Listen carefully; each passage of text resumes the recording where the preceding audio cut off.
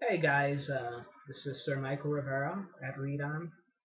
Today I'm going to be doing the life and death of Yukio Mishima. So, before I even go into Yukio Mishima, let me just say that this biography for me was unusual in the sense that I've never actually read any of Yukio Mishima's literary works. Generally, when I read a biography, I'm at least a little familiar with whoever the subject is. If it's, for example, a writer, I've read a few of his books. If it's a filmmaker, I've seen a few of his movies or her movies. But in this case, I had never, read any of his books.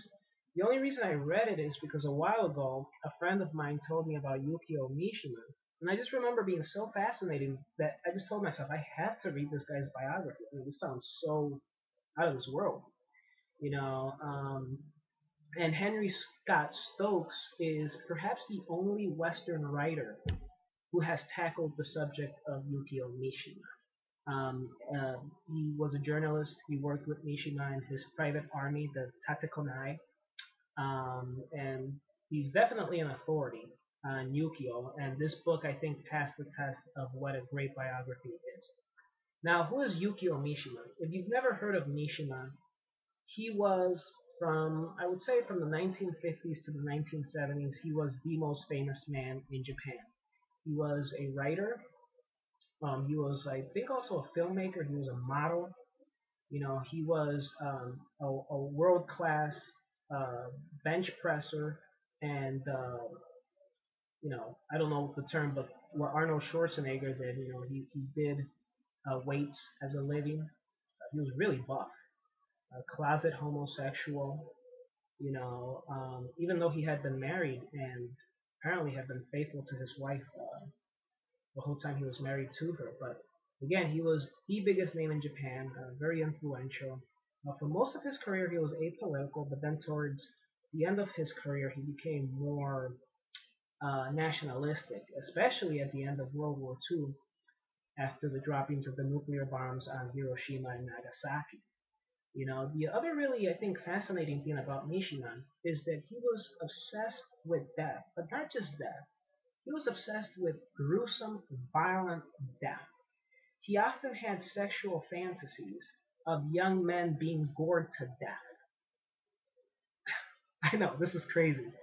Um, and uh, and he eventually ended up committing suicide, and not just regular suicide, but he committed hara-kiri or seppuku, which is you disembowel yourself and then you have your head cut off. So he literally took a blade, um, cut his stomach open until he bled to death, and then had somebody behead him afterwards.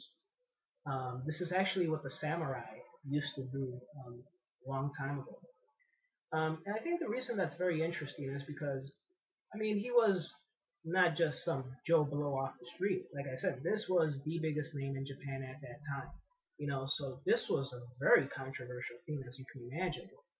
Um, and he had received several nominations for the Nobel Prize. Very likely, had he not died so young, he would have won the Nobel Prize. So when it came out of nowhere that he committed harakiri, and not only that, he actually tried to take over the country with his private army.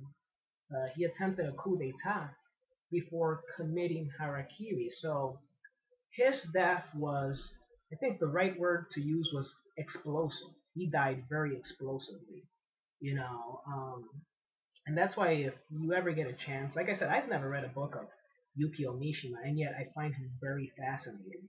If you ever get a chance, definitely go on his Wikipedia, read his entry, or just read The Life and Death of Yukio Mishima by Henry Scott Stokes. Stay tuned to Read On with Sir Michael Rivera.